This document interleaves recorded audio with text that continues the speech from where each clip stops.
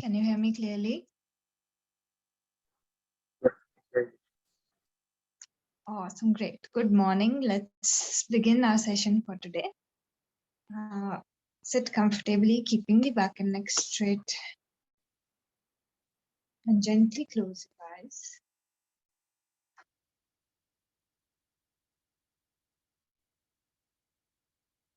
Begin to observe your breathing.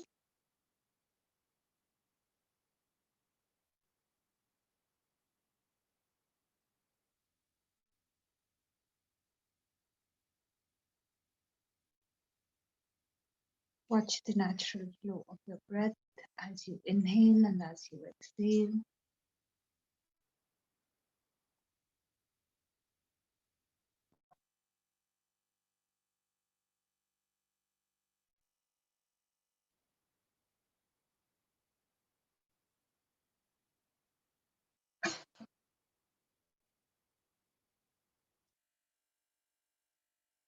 Gently shift your attention to your body. Become aware of your posture.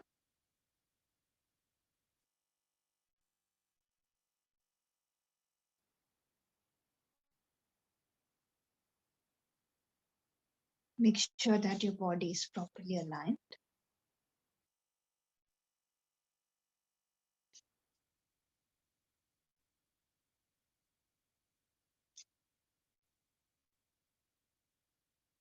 In your final position, you should be both stable and comfortable.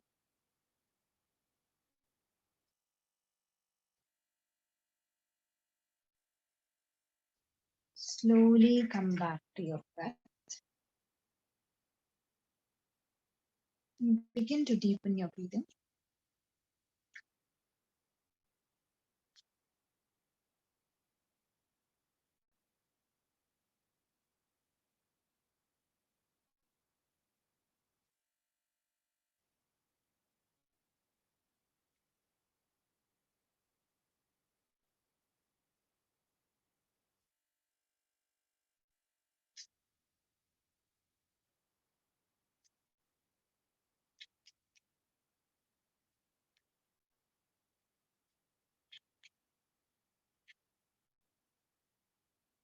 We will open today's session by chanting Om 3 times, followed by 3 Shantis. Take a deep breath in for Om.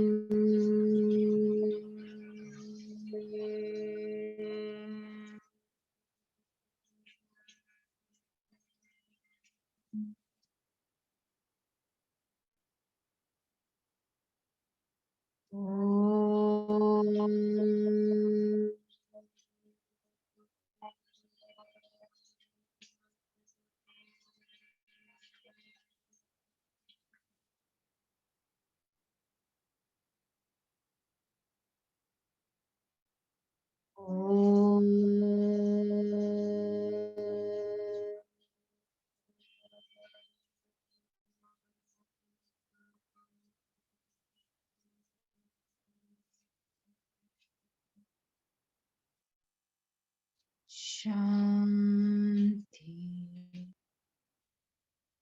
Shanti, Shanti.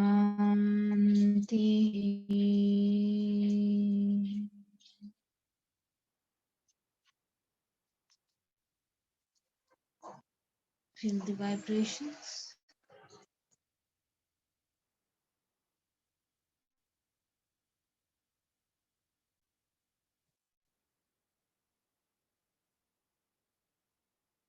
Join your palms together. Begin to rub your palms together.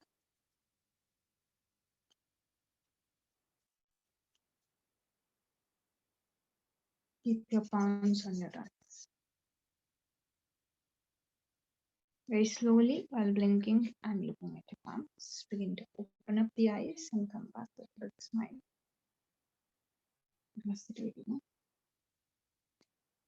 Let us begin our session for today.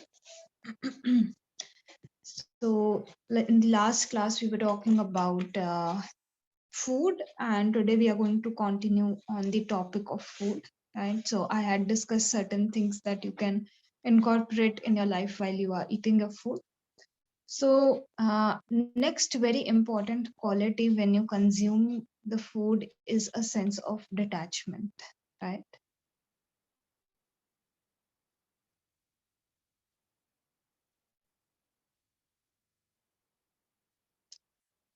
A sense of detachment is quite essential, especially when you are looking at food from like a perspective of pursuing yoga sadhana, right? Because let's face it, food is very, very gripping in its nature, right? Our senses, they are immediately captured by the taste of the food, and most of the world today it is eating food because of the taste, because of the kind of taste they like rather than what is good for their body, right? So as we are moving more into modern times, we are seeing this shift that people, even when they are aware that something is not good for them, they are still consuming that thing.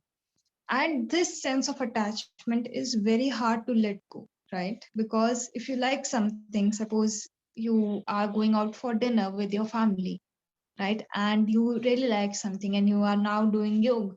So you decided, you took a strong resolution that you're not going to eat that thing, right? And you go for the dinner, and during that dinner somebody orders what you really love, right? Now, at that point of time, you will realize how attached you are, because you have taken a resolution that you are not going to eat that thing, and then that thing comes in front of you, right? So it's a very, very big temptation for us. And it is very, very hard to avoid the food that we really, really like or we have developed a taste for, right? So developing this sense of detachment, so it is again an emotion, right?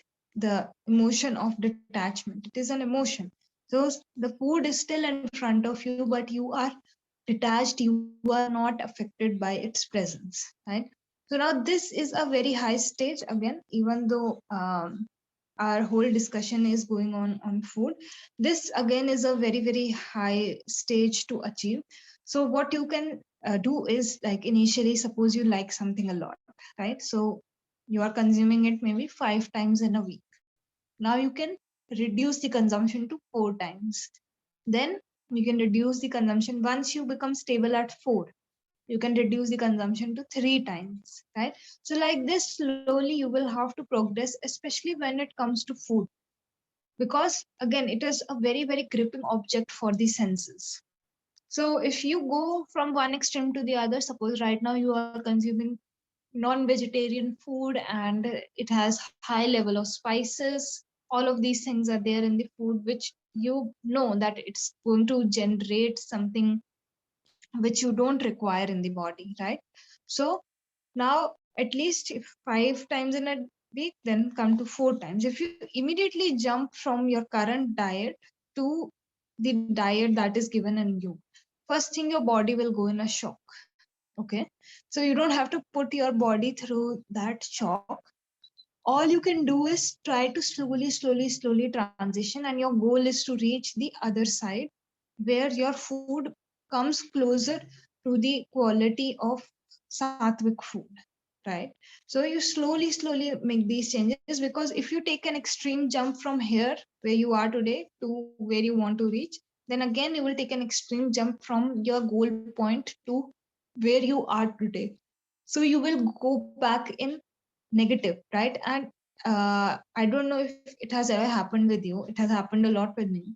So when I sometimes try to control what I want to eat, right? So one day, suppose my day is not going that good, right? So my mental strength is not there to support that thing, because I went into an extreme and totally cut myself off from that thing.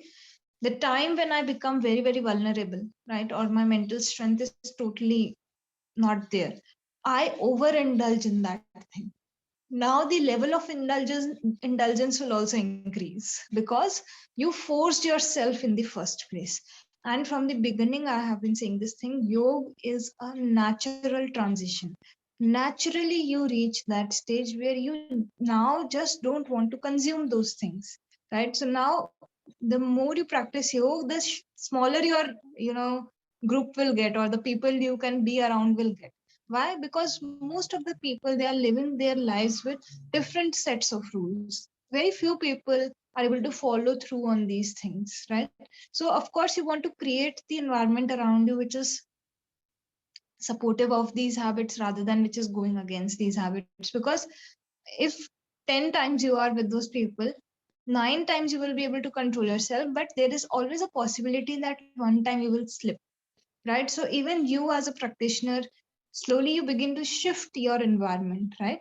So then you will see that now you don't you're not going for so many gatherings also. So why? Because now you're training your mind slowly and slowly, but one point of time will come when you will be there, and still you will not get affected by that thing, right? So we are going to slowly transition and reach till that point. Now when we also so in the previous class I told you we give a part of the food to, especially in India, we offer that to the god, right? So again, this induces a sense of detachment. There is another science behind this thing, and that is inducing the sense of detachment, right? When you share with someone, right, you automatically, you know, you prepare yourself that you are going to have less of that thing, right? Because if I have, suppose, this much of food and I decide to share, right, so again and again sharing will help you to detach yourself from that food item, right? So next time, another trick that you can apply: when you sit and eat, you really like something, when you really like something, you don't want to share, no? So what you can do is you can share that thing with someone, so it will help you to come to that point of detachment from your own food. Food should always be consumed with the mind that it is supposed to energize your body, and not with a sense of indulgence, right? Again, another pattern that you will notice these days: food is seen as as a source of indulgence, right? When people are stressed, they are eating, and they are eating like anything, because they don't understand how to deal with their stress. So what they do, they order in the food that they really like, and then they start eating that. There is no sense of awareness of what that food is doing or how much they have eaten, right? And uh, we all have been there. Okay, all of us sometime or the other, we do try, like to fall back on food, right? So this means we are very attached again. So these little things that we do, they lead us to an understanding that food is just a source of energy. The yogi comes to this understanding, and hence you will see the yogi is not concerned where the food is coming from, is the food, if they are going to get the food or not. You know, when one goes into isolation, it sounds really good that wow, they have ignored all the distractions that we have to face every day. But there are so many difficulties, right, that the yogi faces, and one of them is they don't know where their next food is going to come from, or when they are going to get their next food, right? So wouldn't it give us a lot of stress if we didn't know where our next food is going to come from, right? Or when we are going to have our food next. But the yogi goes so deep that he aims to free himself, or yogini goes so deep that she aims to free herself from this attachment to the food. That is why they are able to focus on their sadhana, right? Food, whenever they need, they get that thing. They have this trust and this faith. For us, if we don't get food, if we skip 1 or 2 meals, our entire day will, you know, circle around. All the thoughts will circle around: when will I get my food? How we are not even able to focus at the task that we are given, because constant thought is going on: when will I get uh, my food? When will I get that break? When will I go and eat? Right? So all of this is an indicator, very strong indicator of the sense of attachment we have to what we consume, right? Now let's come to the types of foods, right? There are, broadly speaking, three kinds of foods that are there. And in the upcoming classes, we will talk about um these three types as well. So right now, I'll just shortly introduce this. Okay, so sattvic is a quality. All right. Sattvic, sattvic food. One category is this. Then we have rajasic food.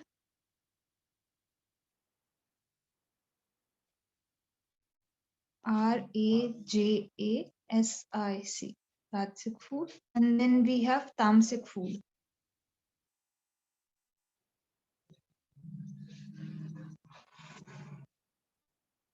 Tamasic, tamasic food. We have total 3 characteristics or qualities, and depending on that, there we can also categorize the food, right, on the basis of these 3 qualities. They are sattvic, rajasic, and tamasic. We will have a separate class on them, but still, over here in food, it becomes very necessary for us to discuss this, right? So now sattvic food is very easy to digest. Okay, so it will never cause any problem to your system, right? So if when you consume sattvic food, it's easy to digest. It is agreeable, right? So you also have to find the food which is agreeable for your body, right? So it is quite agreeable with your natural system, with your body. Then sattvic food also has high level of pranic energy. So in pranayam classes, we have talked about prana and how everything has some level of prana in it, some level of vital force in it, right? So sattvic food, the level of vitality that it has, right? It is very high. That is why when you consume this food, it like gives you a lot of energy, because one of the ways in which you acquire energy is through what you eat, right? So sometimes when you eat some food, you feel very energetic, right? Not restless, energetic because of that food. So that food will come under the category of sattvic kind of food. It has high pranic value. So generally, vegetarian food is considered to come under the category of sattvic food. So right now, if you consume non-vegetarian, right, so you can begin to infuse more like vegetarian items, right? Introduce more vegetarian items in your diet, and then slowly you can begin to remove the non-vegetarian items out of your diet, right? So all the crops that are generally grown, right?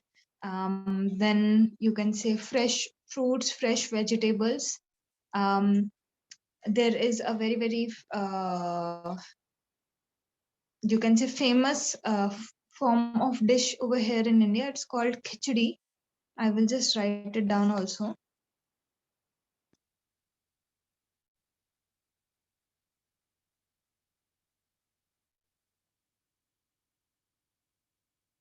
Khichadi, khichdi, right? So this is also, most places where you go where there is a lot of like religious things are going on. Generally, you will see khichdi is also served over there because it again has very high sattvic value, right? It's a mixture of rice and some pulses, right, along with vegetables, and that is cooked together. And that forms a very holistic kind of food, also because all the vegetables, everything is included in it. And then at the same time, it is very easy to digest. So you will see after some of your practices, cleansing practices, the recommended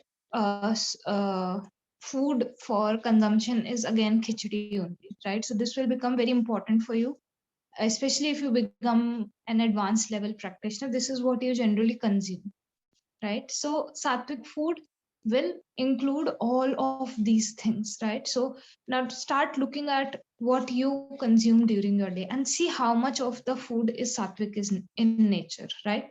So now not only the raw materials will decide if the food is sattvic or not. Okay, this thing should also be very clear. Suppose you get fruits on Sunday and then you consume them just before they are about to, you know, go bad, right? So what is happening? with the passing of the days, the quality of the fruit is changing, right? So the fruit, what is the quality of the sattvic fruit? It is fresh in nature, right? It has undergone the least amount of processing, because we are in modern times. So I will use the term least because there is some level of processing or chemical usage present, right? But for us, what you can do, try to minimize that thing. Yeah. Same thing goes, suppose you cook breakfast in the morning and it is quite sattvic in its nature, it is light, it is easy to digest, you know, it energizes you, and then you keep that food, you know, you are like, this is sattvic food, so because I want to consume sattvic food during my day and I don't have the time in my schedule in the afternoon and during the night, like at my dinner time, I will consume the same food because it is sattvic in nature. So no, again, that same sattvic food, it will turn into tamasic kind of quality, which is the least preferable quality, because of the duration of time for which you have kept that thing, right? So generally, if when you cook the food, within 3 hours you should consume that food. Till then, the quality remains. After that, it loses its quality of being sattvic, right? Then again, in all of these things, the same quality will show up, right? So your timing, the freshness of the food, the processing, kind of processing of the food, how you are cooking it, will again change the quality of the food, right? Now suppose cook the same khichdi with a lot of heavy spices, right? Especially red chili, right? So what will happen, this food will become extremely spicy in nature, right? Again, the same sattvic food now turns into rajasic food, right? The second category, the second category of food items is generally heavy, okay, and it is hard to digest because it is heavy in nature, and then it causes a lot of restlessness in the body. It has, because it has high amount of spices, okay. So when you eat extremely spicy food, have you ever noticed your body temperature, you know, it goes up and you feel irritated and agitated just at anything and everything, right? So next time, observe when you eat the food how you are feeling, right? The feeling part is very, very important. So suppose you consume uh, the Ratsik kind of food in your diet, then you will see that there is restlessness that is induced in your mind and in your body, both the areas, right? It is very hard to digest also, again. So it will, you know, you are not able to act, but you are feeling restless. This is the kind of feeling you get when you eat Ratsik food, because it is so heavy, it's not allowing you to move, it's not allowing you to do anything. But then you're also getting irritated because the, you know, body is responding in a way where it has induced a lot of heat. It has, you know, even your mind, it becomes irritated and agitated, right? So you are stuck basically when you eat Ratsik kind of food. But for sports people, this is the most preferable kind of food because they are indulging in very, very high activity. So depending on the activity, right? Again, the food which is preferred more for sports people, people who are in high level of activity in during their day, for them, Rajik food is okay. At least their body will be able to digest and manage, right? And then we come to the tamasic food, which is the least preferable out of all three of them. And tamasic food has next to nil pranic value in it. Okay, so all the packed food, food which has preservatives, all of the food which is like which has gone stale, or frozen food, because these days frozen food is very, very popular, right? So fast food, junk food, your tea, coffee, alcohol, the consumption of tamasic kind of food, it will have a very, very, you know, um, it will create a sense of heaviness in your body to a great extent. So now you don't feel like getting up, even the mind is quite dull, right? So what you do, you eat, when you eat junk food, what do you want to do? You just want to go home and you want to sleep, right? Why? Because it has undergone so much processing, right? To reach the stage where it becomes more pleasing to the tongue, right? If you see white sugar, most people are very reluctant to leave white sugar because it has that taste, it has that gripping taste. But because it has undergone so much processing, it is not good for the health, right? So in this manner, tamasic food will drain you out mentally, it will drain you out physically. The energy that is required to digest this food is much more than the energy that you gain out of this food because of low pranic value in it, or next to nil pranic value in it. And as you begin to eliminate these food items from your diet, so one by one, suppose you have tea or coffee 10 times in a day. Okay, now you choose, I will only have it 9 times, right? So as you begin to remove the quantity of tamasic foods that you consume in your life, your productivity, the level of productivity will go up. And in general, it is believed that consuming caffeine will increase your level of productivity, right? So in the short term, maybe yes, because your system becomes immediately awake, right? But in the long term, you will see tamasic food is always addictive in nature, right? So today you tried a burger at McD or Burger King, right? You like the taste, so tomorrow you will want to have it again. Then at one point of time you will reach the peak, right, where you want to consume that food every day. Same thing happens with alcohol also, same thing happens with caffeine also. You want to have more and more of it because your system is getting used to that thing and it is forming the addiction. So next time you need little bit more of that thing, right, to keep you at that same level. That is why people who generally start with alcohol, or they start with coffee, they start with only one, coffee, if I take the example, only one cup, or one small, like this amount of quantity. And as they progress, right, consuming that same caffeine, the urge to consume more, it only increases with time. So again, another good indicator of tamasic food is it will get you addicted to it.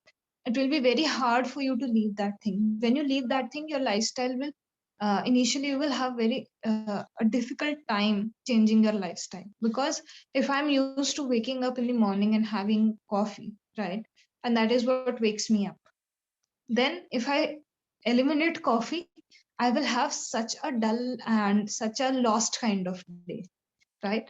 So be very careful what you are consuming, right? Because that same quality will show up on your body.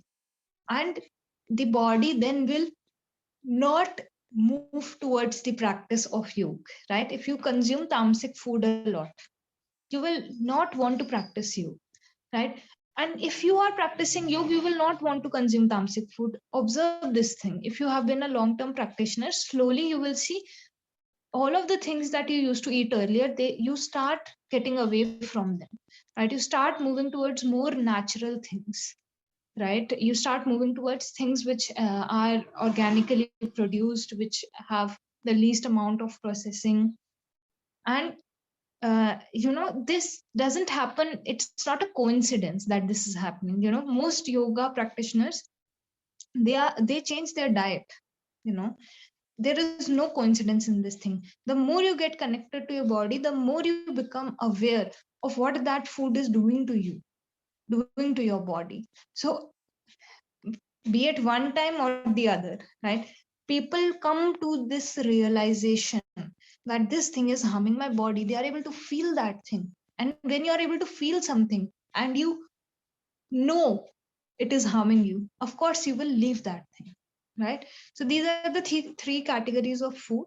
And next time when you consume the food, not only what is coming in a particular category, but how long you have kept that food, all of these factors will also determine the overall quality of the food that you are consuming. Any doubts? Any questions?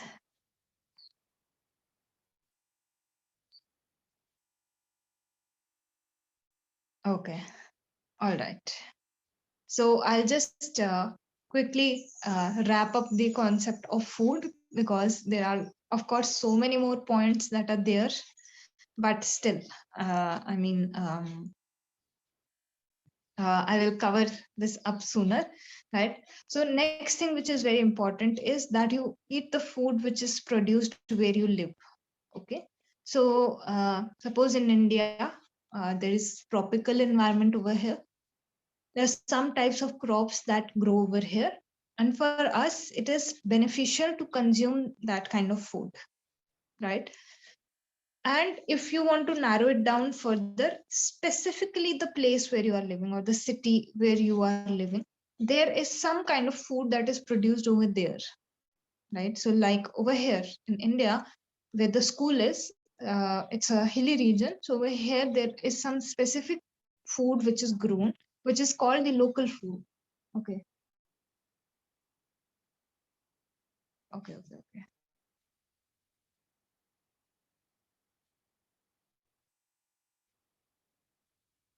Yes. So, what you have written, uh, this thing is common for a lot of people, right? So they consume uh, tea or coffee in order to freshen up, right? uh, it is not like, if you see from a yogic point of view, this is not the correct way. The system of the body is supposed to do that, right? Because when you are little, right, so nobody gives you tea or coffee, right, to clear your system, right, in the morning. So what we do as we grow up as adults, right, we get used to other ways, right? So with a pattern, now your body has come to a stage where consuming the caffeine is activating the system in such a way that you can freshen up, right? So of course right now maybe you feel it is necessary for you, right? But you can also try one more thing. You can try to shift to lukewarm water, right? So lukewarm water also has this quality, right? If you consume suppose in the morning, if you consume 1/2 to 1 liter of lukewarm water, and especially let me tell you this, so if you keep that water in a copper bottle, right, in the night, keep that water in a copper bottle, right? um, and you can put that copper bottle outside, wherever you feel, in your balcony or somewhere, right? And then in the morning, take that water and then pour it in another vessel where you can boil the water, right? Till it is not boil, make it lukewarm, right? And then consume this water, right? So around 8 to 9 hours of the water being in a copper water bottle is enough. It is sufficient. When you pour the water in a copper water bottle, this water attains certain qualities of the bottle, right? Of the copper. And copper, when this kind of water is there, it has expulsive kind of quality, right? So when you make this water lukewarm, you again increase its potential of expulsion. And you will see that not 1 or 2 days, give it 1 week. Okay, we'll have to try this for 1 week. But if you do this thing, right, it is very very beneficial for your health, and you will see that the same benefit that you are getting out of coffee, right, the purpose for which you are consuming coffee, that can be fulfilled by this type of water as well. So you can give it a try and see for 1 week or uh, 7 to 10 days basically. Your system initially, it will because it is not used to it, right, consuming lukewarm water, it will somehow get frozen, right? But eventually your system will start functioning again, and it will, you are giving it new training now, right? Consumption of this kind of lukewarm water will help you to freshen up, right? But you will have to give it some time. Okay, so you can try this thing. Any other questions, queries? You can just write it down. Okay, so I'll come back to what I was discussing. And if you have any doubt, you can write it down. I will address it. Okay, yeah. So I was giving you the example of the school, right? So, okay. So the school, it is situated in a hilly region, right? So over here, people produce certain kinds of crops, and these crops help to generate heat in the body, right? Because typically in the hilly area, the kind of winter that they face, it's very harsh in nature.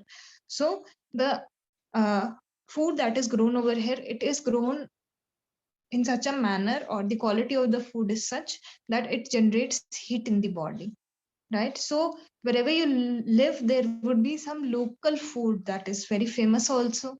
When you travel, you go to a new place, you find the local food, right? So in your area also there would be some local food. So you should try to consume that food, because it is called local food because of the geographical location, right? And what is the most suitable in that geographical location. So another thing, you should always go for seasonal food, right? Seasonal in the sense, suppose today, in today's world, because there is so much processing and so many methods have come out to, preserve the food. So you will find the same food which is supposed to be produced in summers also in winters, right? But in winters, that same food will not be good for your body, right? So go for seasonal fruits, seasonal vegetables. As the season changes, whichever food or fruit is, whichever fruit or vegetable is available, go and buy that and then cook that in your home, right? Rather than consuming particular, because you will find the fruits, even if there is, even if the season is not there. So don't buy that fruit. Some fruits are available throughout the year. So for those fruits, for those vegetables, it's okay to consume those. But when you are looking at the seasonal fruits and vegetables, then you have to go ahead and buy those only in that particular season. Again, it will make sure that the body is getting what it requires in that season. So if you go to, areas which are very close to the sea, you will see this thing, that coconut water is quite prevalent, because that tree, it grows over there, right? And it is there for, like, all the people to consume, right? So even when you go and visit such a place, you end up buying coconut water.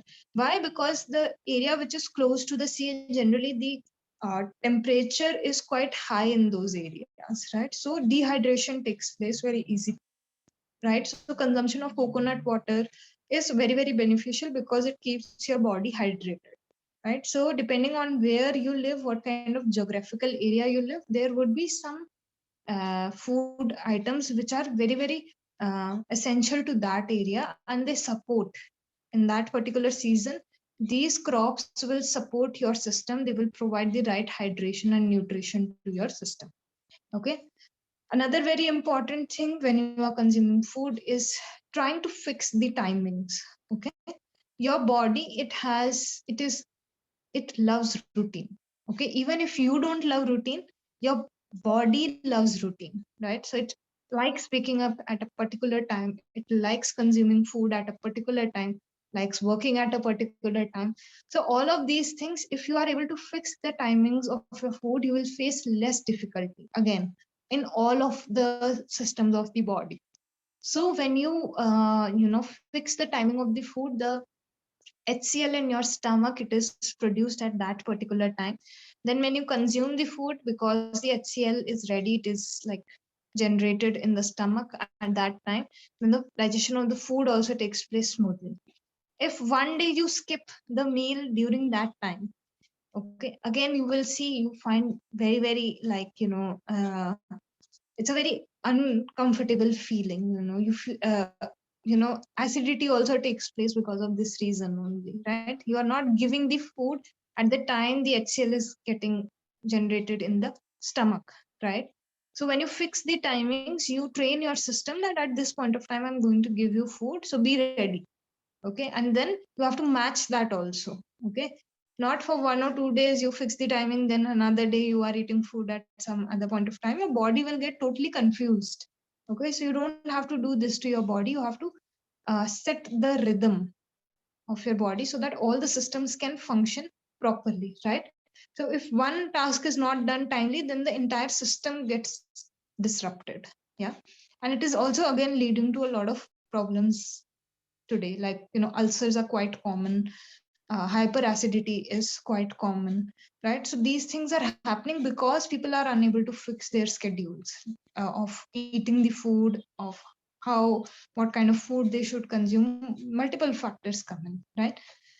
Now, even though I have said that fixing the timing of the food is good, I will place one point above this thing. Okay, always listen to your body. So sometimes what happens is, even though you have fixed your system for consuming the food at a particular time, you again, what happens, suppose in the morning you have had heavy breakfast. Okay, so by afternoon you have fixed the timing to 1 or 2 p.m. But when that time comes, because you had an exceptionally heavy breakfast, you are unable to feel hungry at the lunch time. Okay, so at this point of time, it is very, very important that you listen to your own body.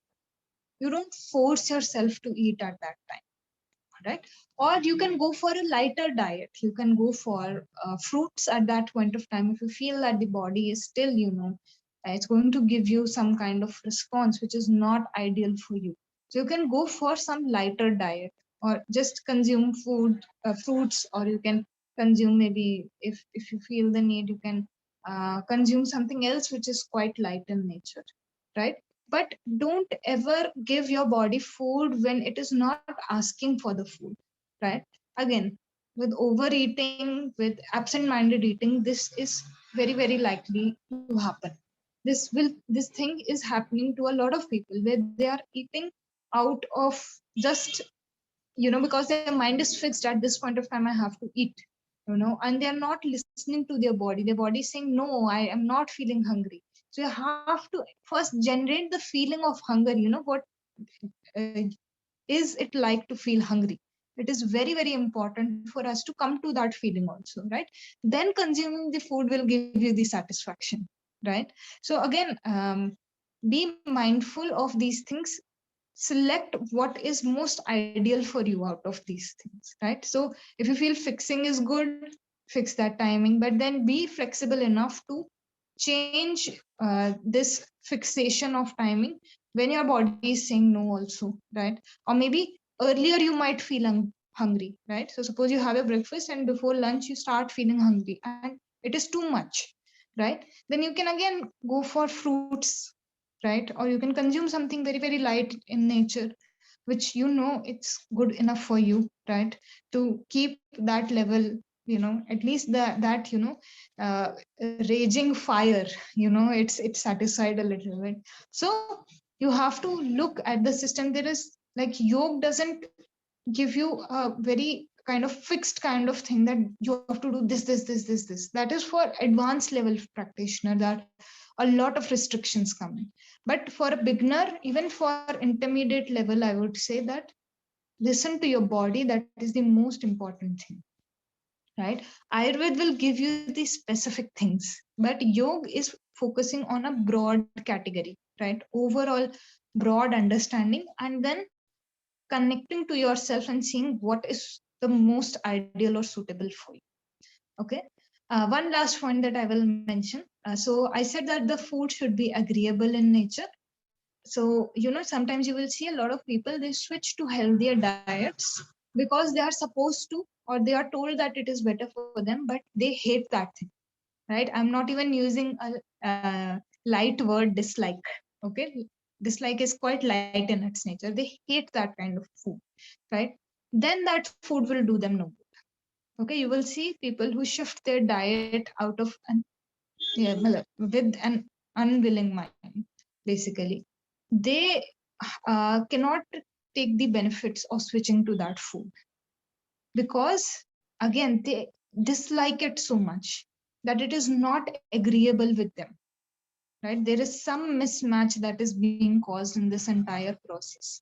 And when this thing happens, then it is, in my personal opinion also, it is better to go back to what you were consuming and try to lessen that thing, right? Rather than completely switching and forcing yourself again and again and again and again, right? So you will find a lot of people who are consuming the ideal diets, but because they dislike it so much, they're not able to see the impact. Again, it all comes down to how you feel about something, or how you have trained your mind, right? So if you keep these points under check, I am very, very sure that at least from a yoga point of view, you will walk on the right path when it comes to the consumption of food. There are a lot of other points also that we have to talk about when it comes to the lifestyle, which we will discuss in tomorrow's class, right? In today's session, from today's session, are there any doubts, any queries, questions, any difficulty?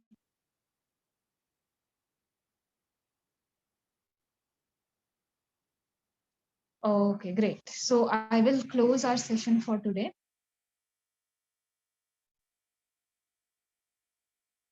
And we will discuss the rest of the things tomorrow. So sit comfortably wherever you are. Keep your back and neck straight. And very gently close your eyes. Just start observing your breath.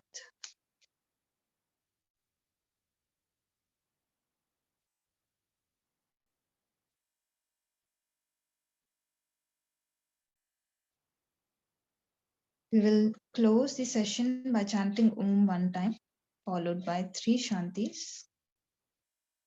Take a deep breath in for Om.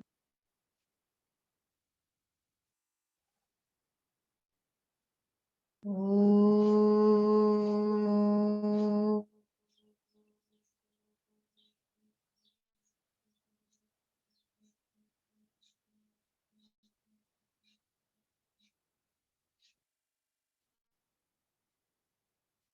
Shanti. Shanti. Shanti.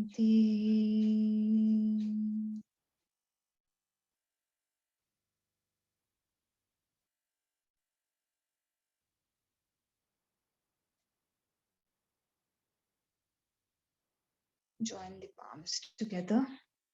Gently bow down. We'll just begin our day with a sense of gratitude, feeling grateful for the things we have.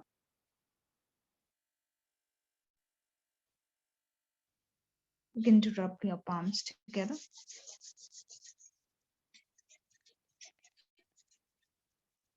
And place them on your eyes. Keep them on the eyes.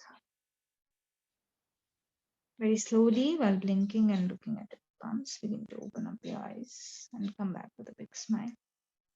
Om Shanti, Namaste to everyone. I will see you tomorrow I will see you in the afternoon for the pranayam session, and then I will see you tomorrow for philosophy. So take care and bye-bye. Thank you. Bye-bye.